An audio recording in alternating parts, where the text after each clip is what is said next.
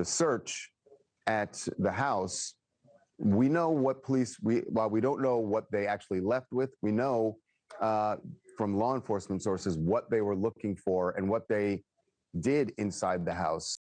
Imagine renting a luxury Hollywood mansion, paying $20,000 every single month, living in the lap of comfort and fame, and then vanishing overnight. That's exactly what happened with David, a singer and rapper whose life looked picture perfect on the surface.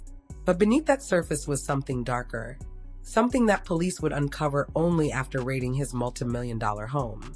The raid wasn't about music, money, or even taxes. It was about Celeste Rivas, a teenage girl whose disappearance had haunted her family and community for years.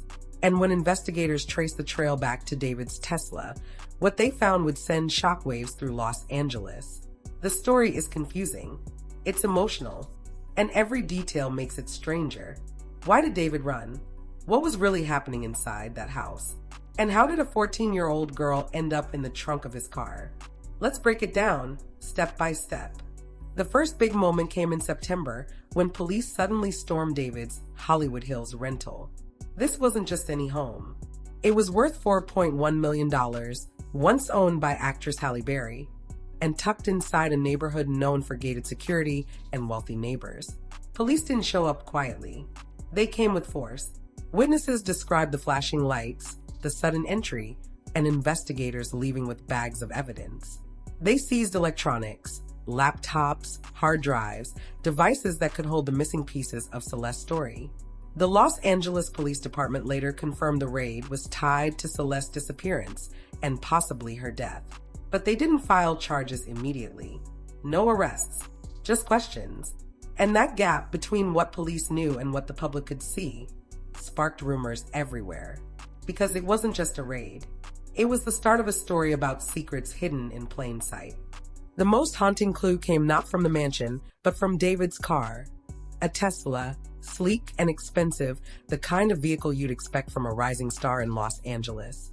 At a tow yard, police opened the front trunk, also known as the frunk. If you've ever owned or even sat in a Tesla, you know, this isn't like opening the hood of a normal car. You need a specific code, a key, or digital access.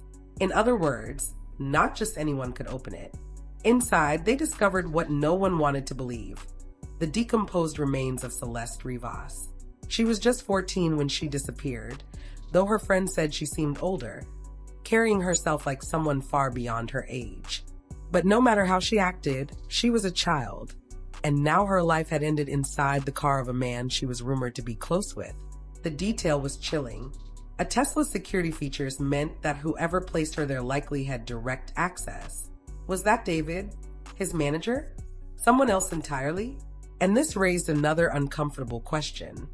How long had she been in there unnoticed, unreported, unseen? The discovery made one thing certain. This wasn't just about a missing teenager. This was a case that connected directly to David, his car, his house, his life. And as the investigation grew, new pieces of her story began to emerge.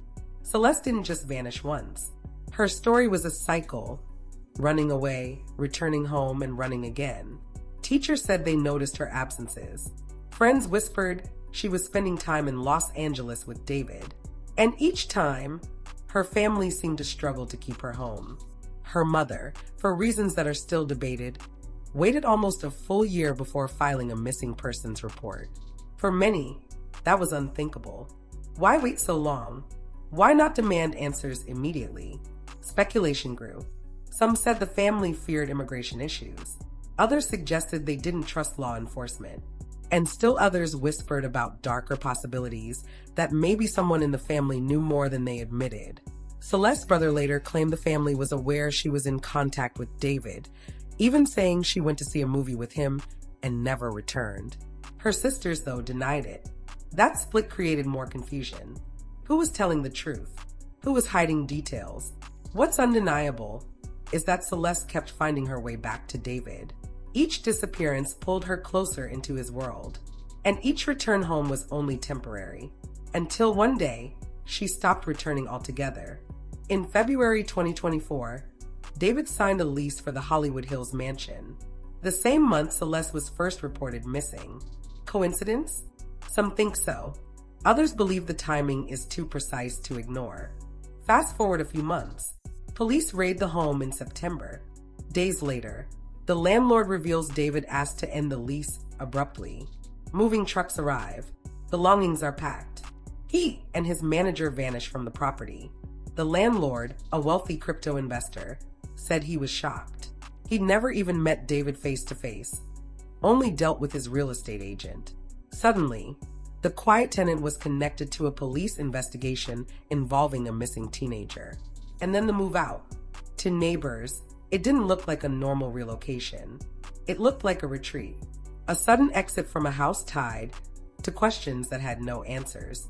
But if the house was a stage, the cameras surrounding it may hold the most important role. This wasn't an ordinary house on an ordinary street.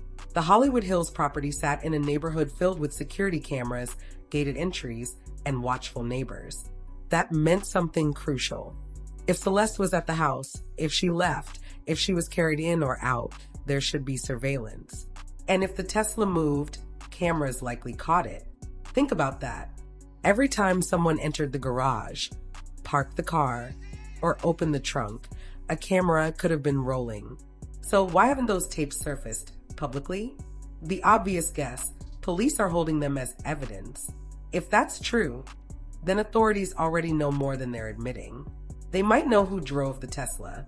They might know the last time Celeste was seen alive. And if those answers exist, they could shatter the mystery wide open. But while the public waited, rumors of David and Celeste's relationship grew louder and more disturbing. Multiple sources told media outlets the same story. David met Celeste when she was extremely young. One source even claimed he first connected with her at age 10. By her early teens, she was allegedly living with him off and on. Photos began circulating online, some showing what looked like Celeste with David. Investigators haven't confirmed all of them, but the images fueled outrage. The brother's account added fuel to the fire. He claimed he personally saw David pick up Celeste in the Tesla, the same Tesla where she would later be found. Her sisters, though, pushed back, saying they had no knowledge of the relationship. These contradictions made the case even harder to untangle. But what's consistent is this. People close to Celeste say she kept in contact with friends. She texted. She called. She lived her life online. Until one day, everything stopped. For over a year after her family reported her missing, Celeste was still active. Friends said she posted, texted, and even called them. She was missing, but not gone. Then, in late July or early August, everything went silent. The messages stopped. The calls ended. It was as if someone had cut the cord between her and the outside world. And around that same time, suspicion turned squarely back to David. His car wasn't stolen. His lease was abandoned. His home was raided. The timeline painted a picture that was too clean to ignore. And the silence left one chilling possibility. Celeste's final moments had come long before the world realized it. As news spread, fans of David's music were stunned. Some refused to believe the accusations, pointing to his quiet, low-profile career. Others said the signs had been there for years, in his lyrics, in his behavior, in whispers that were ignored. On social media, the debate exploded. Was David guilty? Was he being framed? Why hadn't police already arrested him if the evidence was so strong? Meanwhile, media outlets like the Daily Mail and TMZ fanned the flames, reporting on every detail: the lease, the landlord's comments, the raid, the Tesla. Each story added more speculation, more theories, more confusion. And through it all, one fact remained unshakable: a 14-year-old girl was gone. So where does that leave us? A mansion in the Hollywood Hills, suddenly emptied. A Tesla that carried secrets no one expected. A family divided over what they knew and when. And a community left wondering how such a tragedy could unfold in plain sight. David's sudden flight raises more questions than answers. Was he running from guilt?